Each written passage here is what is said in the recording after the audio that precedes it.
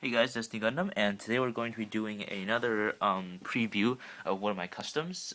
This was this is the story of how this happened. So I was eventually going to do a preview on this or review on this guy, but I just never found the time to. But then actually someone saw my custom Creo Megatron thing review, and he is a YouTuber by the name of Corgan Rolfson, and he asked if I could do a Galvatron custom or smokescreen custom out of Creo. So I actually told him I did not have the parts to, because there's not a lot of orange and purple parts out there.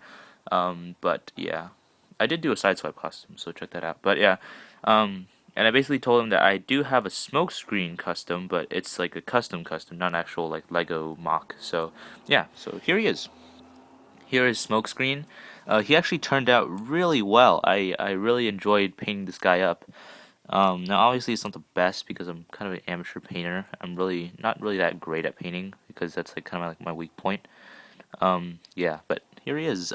He does still transform amazingly. He's a parts warmer now though, because of his beefy arms now. So there he is. He pretty much features the same articulation as the original smokescreen, except he has some more ankle movement. He can rotate his ankles now. Here, he can rotate his ankles now and do 360s. He has this little lever joint part that opens up. Now that is part of the transformation. It is a little bit loose because I have no idea why. And instead of those big banana feet, he has those pointed toes now, and his legs are much more slimmer, like they are in the CG model. Yeah, pretty much got everything except for that Leak Guard Autobot symbol. So yeah, here he is, looking pretty spiffy. So but this is how I display him, usually just standing. But if you want to display him in more radical poses, or you can rotate his joint. He has a double hinge joint right at the knee, and you can rotate it around so it's like the standard transformation into his robot mode, where the wheel is just hanging off from the side and he has all that junk.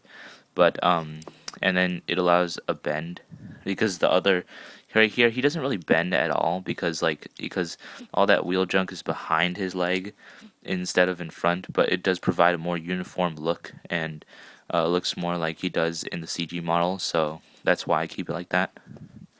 But yeah, and then yeah, it was really fun to paint it, surprisingly. I forgot to do blue accents in some areas because he is an Autobot, so yeah. But this chest part was really fun to actually build because of all these curves, and just the kind of the visual aspect that sorry, visual aspect that Transformers Prime provides.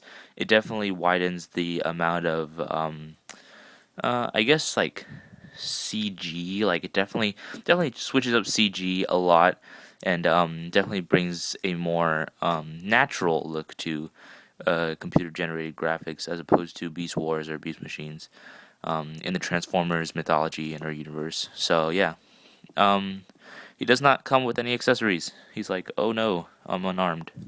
I was planning to make a phase shifter, but I just never got around to it. Yeah, you need time to do these things, people. So yeah, so I just left him like this. So he's pretty cool looking. So I'm just gonna go ahead and put him back here, so he looks. You guys can see kind of like almost the whole thing. Let me bring in the size comparison. Here is Transformers Prime, RID Bumblebee, which is probably the worst version of Bumblebee ever. Honestly, I'm talking about the figure itself. They could have done so much with this.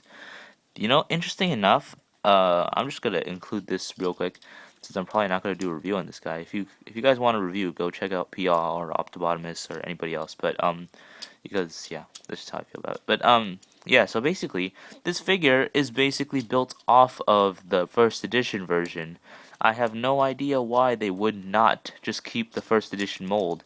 From the waist down, it's pretty much the same as the first edition mold, but they just switched up this whole upper section, which makes it look really ugly, and Bumblebee has issues. So Bumblebee is now shorter than Smokescreen. I don't think that is correct. They're supposed to be like around the same height, if not Bumblebee a little taller.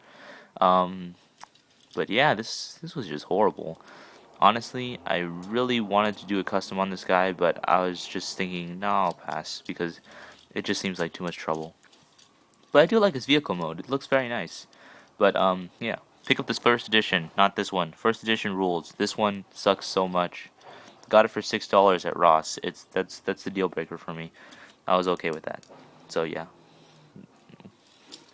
And yeah, back to the start of the review. Smokescreen. There's really nothing more to say about this guy. He's pretty cool looking. I like him. Um, definitely check out Transformers Prime, guys. Predacons Rising. I think it's like in October now, not September. But yeah, basically that's pretty much it for this review, guys. Hope you enjoyed it, and see you guys next time.